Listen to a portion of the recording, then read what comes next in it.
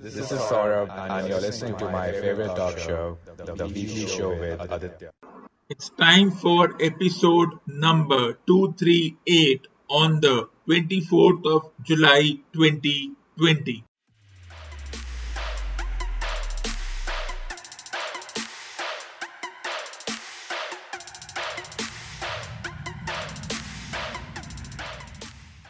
I haven't mentioned it till now, having been all tied up with other matters, but during dinner, as you may well imagine, something had been puzzling me a little. The mystery, to wit, of what on earth had become of Emerald Stoker. At that lunch of ours, she had told me in no uncertain terms that she was off to Tortellay on the 4 o'clock train that afternoon, and however leisurely its progress, it must have got there by this time, because Gussie had travelled on it and he had fetched up at the joint all right, but I could detect no sign of her on the premises. It seemed to me, sifting the evidence, that only one conclusion could be arrived at, that she had been pulling the Wooster leg. But why? With what motive? That was what I was asking myself as I sneaked up the stairs to where Earl Stanley Gardner, if you had cared to describe me as perplexed and bewildered, you would have been perfectly correct. Jeeves was in my room when I got there, going about his gentlemanly duties, and I put my problem up to him. Did you ever see a film called The Vanishing Lady, Jeeves? No, sir. I rarely attend cinematographic performances. Well, it was about a lady who vanished, if you follow what I mean. And the reason I bring it up is that a female friend of mine has apparently disappeared into thin air, leaving not a rack behind, as I once heard you put it. Highly mysterious, sir. You said it. I seek in vain for a solution. When I gave her lunch yesterday, she told me she was off on the 4 o'clock train to go and stay at Tortellay Towers. And the point I want to drive home is that she hasn't arrived. You remember the day I lunched at the Ritz? Yes, sir, you were wearing an alpine hat. There is no need to dwell on the alpine hat, Jeeves. No, sir. If you really want to know, several fellows at the drones asked me where I got it. No doubt with a view to avoiding your hatter, sir. I saw that nothing was to be gained by bandying words. I turned the conversation to a pleasant and less controversial subject. Well, Jeeves, you'll be glad to hear that everything's all right. Sir, about that lute we were speaking of, no rift, sound as a bell. I have stated from the horse's mouth that Miss Bassett and Gussie are sweethearts still. The relief is stupendous. I hadn't expected him to clasp his hands and leap about because, of course, he never does. But I wasn't prepared for the way he took this bit of hot news. He failed together to string along with my jocund mood. I feared, sir, that you are too sanguine. Miss Bassett's attitude may well be such as you have described, but on Mr. Fink Noddle's side, I'm sorry to say, there exists no little dissatisfaction and resentment.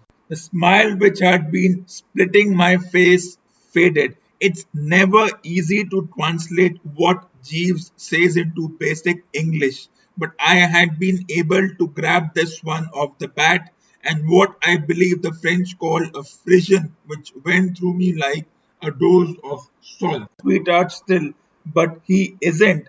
Precisely, sir.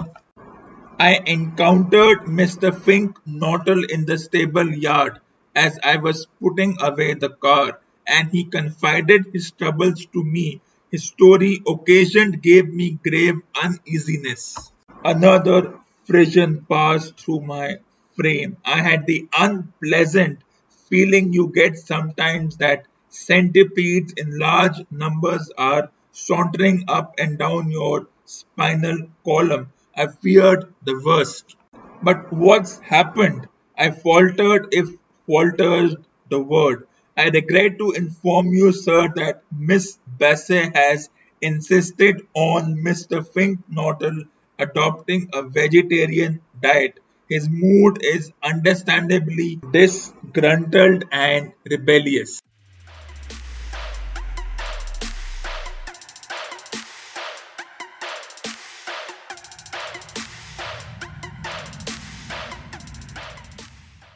Tonight's theme song is from the TV show Suits. If you haven't watched the TV show Suits, I would advise you to watch it. See, the money won't stay for your meal.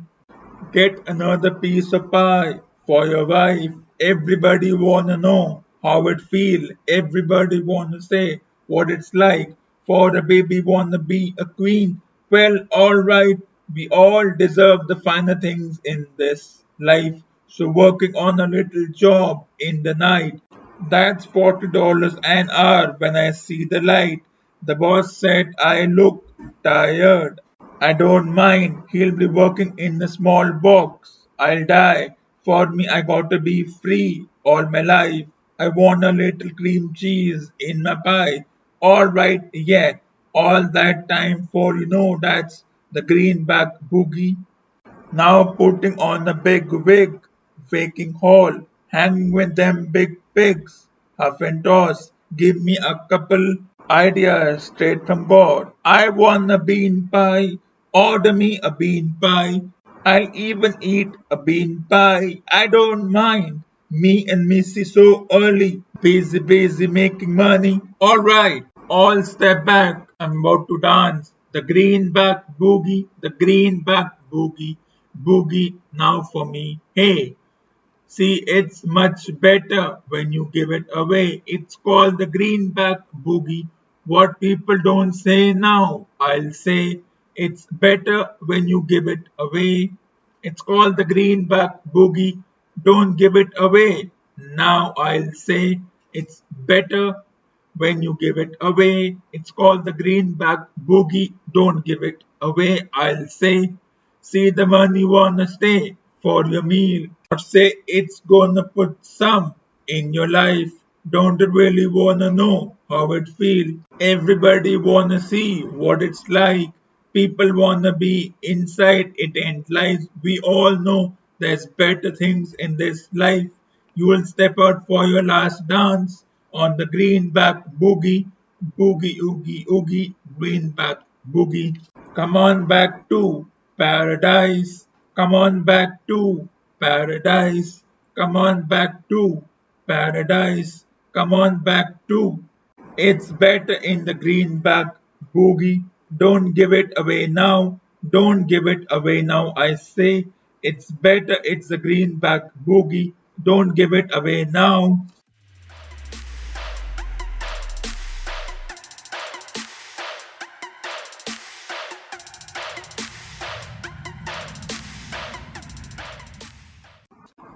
The England West Indies final match begins tonight, and it's going to be a very interesting match because, as we all know, this match is tied at 1-all. So, what does it mean for both teams? Apart from the entire story, the backstory that teams are coming back from this pandemic, and despite the controversy surrounding the salivation of the ball by a player and then umpires being forced to sanitize the ball, or the whole episode surrounding Archer, and not just about him breaking the protocols but being trolled on the pseudo media sites. The question that comes is, will the England team go with the same squad they had in the last match? Will they continue with the likes of Vokes, Stokes, Broad, Curran and Bess, or will they have a change? Will Wood and Anderson come into the team, and probably they will give Stokes a rest, but they know they cannot give Stokes a rest. They cannot afford to give him a rest because the series is one all and his role is more than just what he is. It's not just his batting, bowling, and fielding which the team is looking for, it's his leadership which the team is desperate for. Of course, if you read the newspaper, there was a comparison between Stokes and other all-rounders, that is the likes of Gary Sobers, Jack Scalise, Botham, Kapil Dev, and others as to how Stokes was performing when it came to being at the age of 30. Of course, a few players were ahead of him because they made their debut at a younger age, and unlike Stokes, who was out of the team due to personal and some reasons which won't be revealed here, they played without a break. Now, whether we call Stokes a modern day great or compare him to the ancient all rounders and players, a few fluked ones like Jack Scalise, let's talk from the point of view of the West Indies team. They came to play the match, means they have already received a lot of accolades. They came in times when most other teams were covering in their own homes, when most countries were reluctant to start their own domestic and semi-international tournaments. West Indies and England took the first step to restart what is called the post-pandemic, post-virus cricket match, and all the noise around what is called the new normal. Players not interacting with the umpire, players not giving their jerseys and caps to the umpire. We shall talk about it later on. An extra DRS review to take into account if the umpire is inexperienced. All the buffer zones that have been created for groups, that is the players, the officials, the broadcasters, all of them stay in their own quarantined zones. But this whole quarantine story is old, isn't it? We keep saying this is a term of anxiety. This is a time of anxiety. Let me tell you, the term anxiety does not exist in my dictionary. Why do we reiterate the term anxiety again and again? What are we trying to prove? At least at this point, I'm not impressed when we hear these pseudo celebrities and other individuals bloat out. Just keep on saying it's a time of anxiety. How do we deal with this situation? My answer is get over it. Just do your work, even if it's completing half the work. Stop thinking about whether you will go out, whether you will meet people. Don't be alarmed by the statistics that are bellowing up on your TV screens and on your newspapers, because that's what they are, just mere statistics. Don't be alarmed. The more you get alarmed, the more you get anxious. And I see no reason to get anxious. And we shall talk more about this in the later part of this episode. But now let's get back to this sport and other sports. I think now the talk of players coming out of the shell and playing the sport, for me, that's old news. Two matches have already taken place, and there is no point reiterating about all the rules that were inducted by the various cricketing bodies, the local boards, the local governments, as to how a sports match would be played and what would be the rules associated with it. For me, that's old news. That's been happening, that will continue to happen, and there's no point reiterating it, talking about it. Now it's time for business. This tournament is at one all, and it's time for everybody to see this tournament like any other tournament, whether there are spectators or no spectators.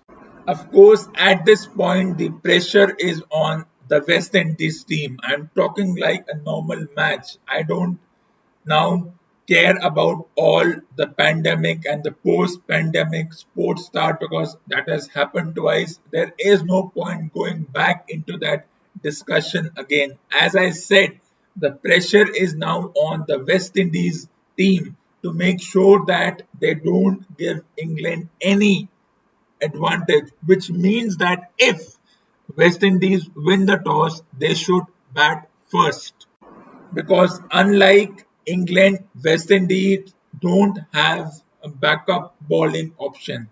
England has so many bowling options.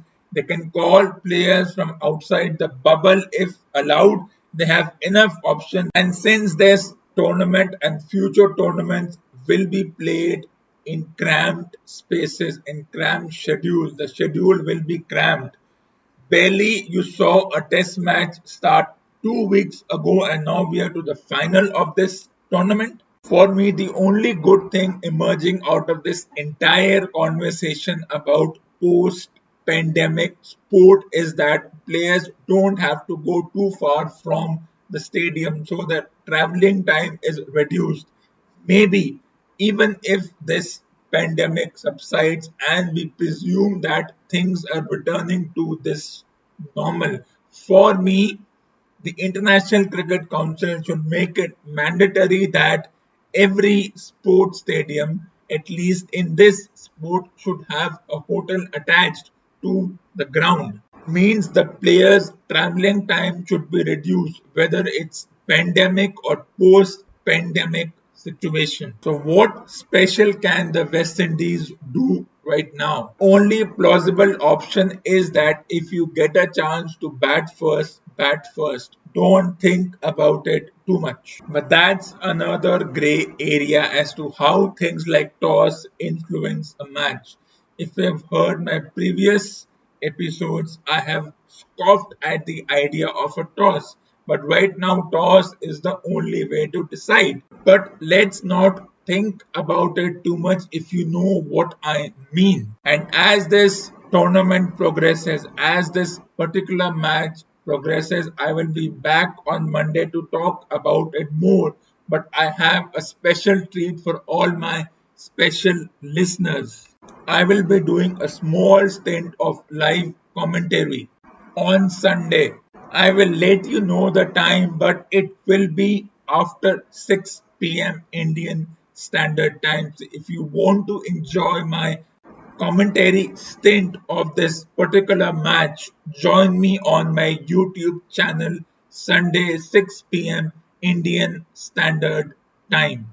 Now, as we all know, the International T20 World Championship has finally been postponed to 2021, which means the domestic T20 Championship, that is the Indian No Pacer League, has been finally given the all clear, at least from the International Cricket Council side, that neither Australia nor can the International Cricket Council afford to host this particular tournament because of all the complications involved. So, as the International Cricket Council has given up on hosting this tournament, which means that you are going to see two domestic tournaments in a space of 4 months. But remember, the Indian T20 Domestic World Cup has not yet been given the green light by the federal government for the travelling and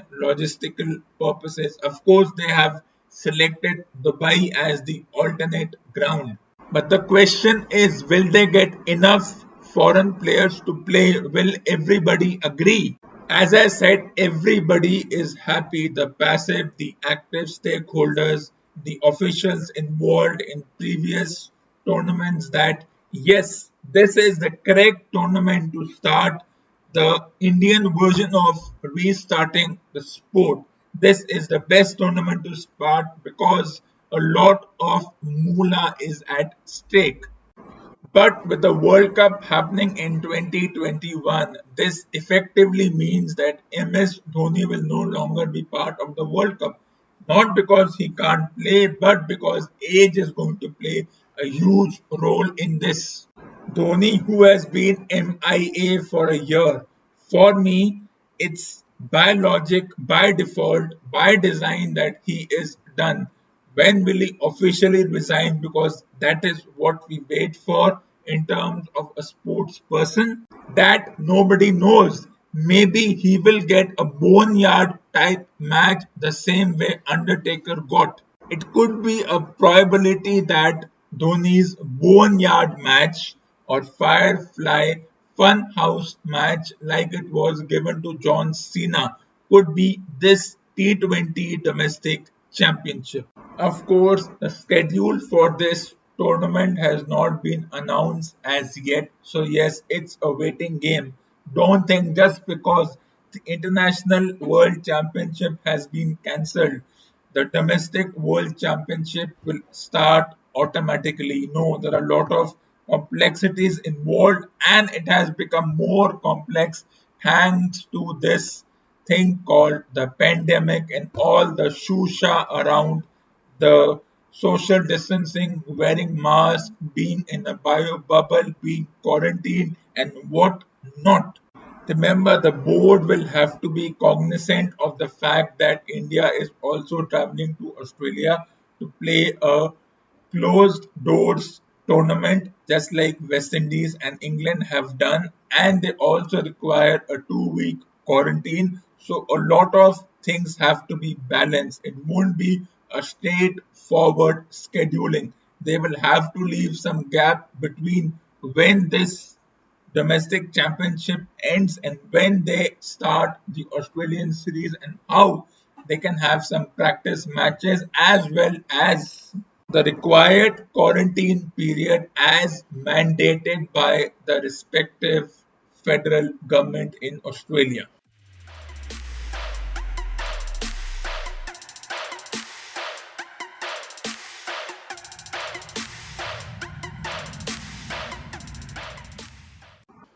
Whether it's a developed country, developing country, or a highly industrialized nation, one thing that we have in common is the certificates we earn when we leave a school or college. Those certificates, also known as degrees or diploma, are so important. Let me read you this article. This article was published in the Education Times this past Monday. So, this article says, as a student, a degree awarded without the final examination score can put them on the back foot in terms of professional credibility. Implementing the state's directives might strip some students of an opportunity. Some were working towards improving their scores in the final exam. Cancelling the exam may put the careers of such students at risk. So, what do we learn from this article? That all we go to a university or a school is to score good in the exams and then finally get that degree, because without exams people doubt your credibility that you haven't done well.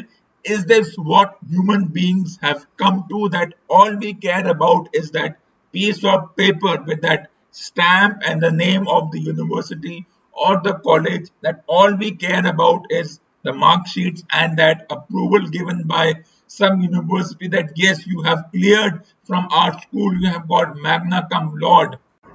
I find this absolutely preposterous that we have come to so much of a situation that degrees matter so much in our lives. There is so much talk about using technology for education, using technology for your workplace, remote working, and all that, video conferencing, and so much. The whole debate around the work from home. But the one place where we falter and where we are stuck is the obsession with the degrees. Whether we are showing the degree by hands, that is the hard copy. Well, nobody will accept a hard copy right now because nobody wants to meet face to face, and now people want to look at your degrees through digital uploading.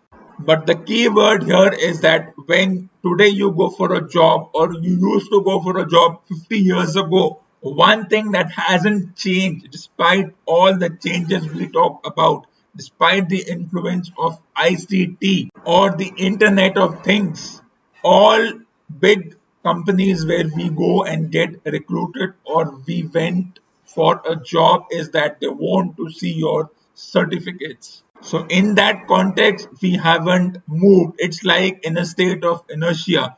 We feel we are moving, but we are stuck in the same place. All the talk about Internet of Things, ICT is just talk. It's just hogwash. Till the time an organization says that no, certificates don't matter no more than just proving the fact that yes, you went to a college, you learned something, but we will not depend on the certificate to give you a job. We will depend on whether you can do the job and not just through silly entrance exams. Until this mindset comes, all this talk about IoT, ICT, remote working, work from home is nothing more than a state of inertia. Let's look at another article to the question, will degrees awarded without exams be credible? The pandemic has overlapped with the 2020 examination season. Despite challenges, it is important to award the degrees needed to apply for jobs. To avoid uncertainty and delay in the same, cancellation of an exam is an option. The key word in both these articles is the same. Nobody trusts you until you show them that piece of paper, which is the credible notion that yes, you have passed out from a credible college, and that without those degrees, we won't believe ever that you ever have any knowledge about anything. And this mindset about the obsession with degrees and connecting it to jobs, and then on one hand an individual of the highest office saying and talking about skilling and reskilling, I think that is the biggest gap as far as our definition of a skilled individual is concerned. Even if we are skilled in something, we have to show certificates. We have to carry this entire briefcase of certificates if we have to prove ourselves. We presume that there is a notion that humanity has progressed, but in my experience, we are still in a state of inertia because whether we do a 4 year course or 1 year short course or a 6 months course, what we are looking for is the end of the course certificate. Ironically, that piece of paper is a proof for everyone that yes, we went to this course, we worked hard for 6 months, or we worked hard for 4 years, we paid a huge amount of fees, or we paid a negligible fees, but just to prove that we spent time. Though we did spend time, we did our assignment, we did everything that is possible, but until we get that piece of paper, whether it's called a degree or a diploma or whatever nomenclature we can give to it, unless that proof is in our hands, nobody will believe us. And then we proudly talk about how much humanity has progressed. If we work not to increase our knowledge, well, that's a rather small fraction of individuals who work to increase that knowledge and not just accumulate certificates after certificates. Well, certificates eventually do become important no matter how much you don't want to concentrate on it because that's all what we look for, but eventually it doesn't matter what we have learned.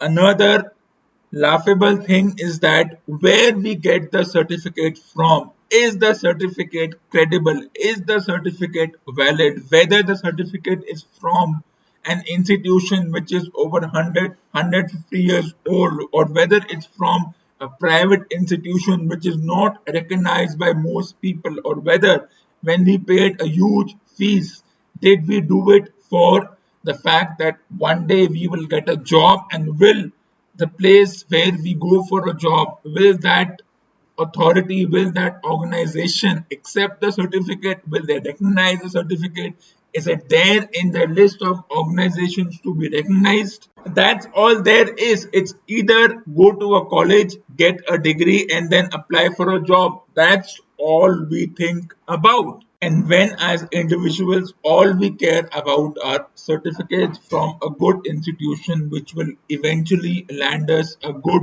job, which will give us huge amounts of money in terms of salary, then according to me, there is no creativity, there is no critical thinking. All the soft skills that we talk about, or as a website says, the term soft in soft skills is a misnomer. All the skills that we presume we learn in terms of time management, critical thinking, if all we care about are certificates, then all this is a waste.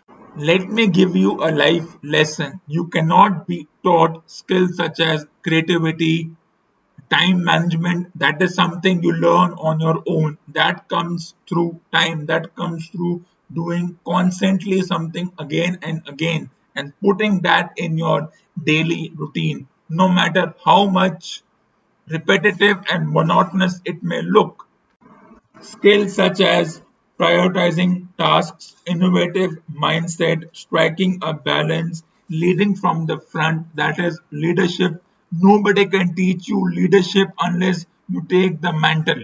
Unless I write an article, how will I know what are my critical thinking skills and how will I know where to source them? Yes, I did a year's journalism course, but I don't need to do more than what I did. I cannot be sitting in a classroom forever learning things. After some time, you just get bored because it is repetitive unless you do things on your own. For example, I have prioritized 3 days a week to do this talk show. I innovate when I feel that topics are in a flux.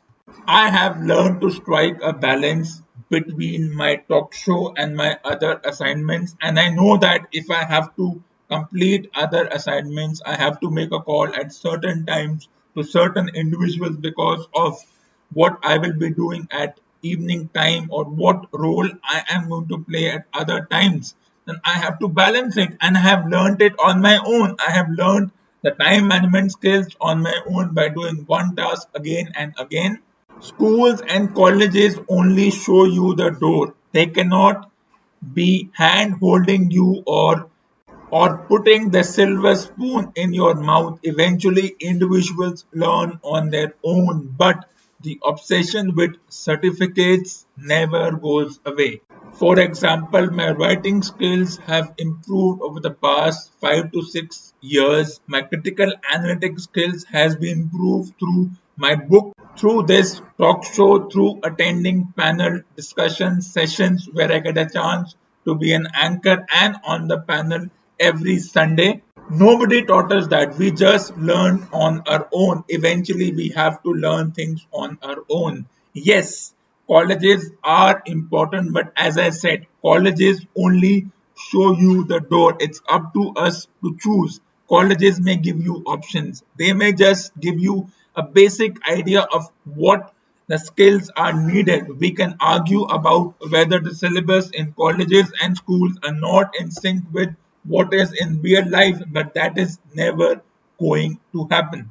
So eventually, we should stop obsessing about what is there in the syllabus of schools and colleges. We should stop obsessing about curriculums because, as I said, schools and colleges can only teach you 10%. 90% we eventually learn on our own. But if the idea of going to college, earning a degree is to just get a job after that or just do something for the sake of doing something, then those 4 years spent in a college or 1 year or a degree or a diploma, I don't see the difference between a degree or a diploma. They are just semantics. Then it's a waste. If the whole idea of going to schools and colleges is to be spoon fed that the teachers will show us everything, and a few individuals are saying that the whole idea of even shifting to remote learning or remote classes doesn't change if the teacher plays an important role. If that's the idea, then even this work from home or learn from home, well, it's that all it is, just for the sake of having classes. And then I end this talk show by talking about this particular article, which is titled A Success Plan for JEE Main 2020. In short, how to succeed in exams. And if this is the mindset, then I think that we are still in a state of inertia. Those who have graduated from their schools and colleges in the past 10 to 15 years must have heard your professors or teachers say, and this is irrelevant whether you were studying in US, UK, Australia, Singapore, India, anywhere. This is common. The weightage given to certain concepts and certain chapters, that study this more because more questions will come from this. Then the purpose of studying that concept, studying that idea, studying what somebody else has researched is eventually it's a waste. So this article further goes on to say that with the postponement of major national entrance exams such as JEE Main, schedules and preparation of millions of students have been thrown out of gear. This article eventually endorses a closed mindset that all we do is for exams, that exams postponement or cancellation has thrown us off the gear. You can further read my article on the exams, which was titled UGC CBSE Cafe. It will be available in your mailbox. It came a couple of weeks ago, so please keep your eye on that article while listening to this particular part. So this article in short goes on to say that make a proper schedule, understand application of concepts, online crash course and previous year's papers. I have too also fallen prey to this idea of previous year's paper, but then my experience a decade ago and today is different. Even if by fluke I apply for an exam, entrance or otherwise, I will just walk into the exam unprepared, impromptu because of all the experience I have gathered over the years. I read newspapers, books, magazines. I don't need to study special books created for such exams and the question papers associated with it. I will just go over there, give the exam whether I do well or not. But I won't be doing that. So, as I said, don't focus and fret about preparation. If you think you know the concept, go for it. Spending 2 hours for an exam which will eventually land you in a college, and eventually, even the purpose of going to a college is to have a rote concept in your mind because that's what you have been trained for since you were in kindergarten or since you were a toddler. For example, hypothetically, if I have an exam tomorrow, what most individuals would do is shut themselves from the world, shut themselves in a room and prepare. Yes, it is good, but I don't follow that philosophy. I will continue to do my work. I will read, but I will read in a casual manner. If I remember the concepts, fine. If I don't, fine. But our discussion was about the credibility of the degree. The credibility of the degree finishes once we do something, whether we are entrepreneurs or we work for someone, we slog for someone 10 hours a day. So if I graduated from my college in 2009 and then 2012 and then 2013, those certificates now become what they are, mere piece of papers, because that is what my aim was, not to be affected by the certificates. But a majority of the population is affected by the certificate. Going to school, the main purpose of going to school is get into a college. The main purpose of getting into a college is to eventually land a job and work for someone else, slog it out for 10 hours a day and feel happy somewhere. So eventually, the credibility of the certificates is not directly proportional to whether exams are held or not. And if the idea of the exam is to complete the exam and just hand over certificates to individuals, then it's a state of inertia. There is no change. All the talk about ICT, IoT, and other such obsession with remote technology is nothing more than just an obligation.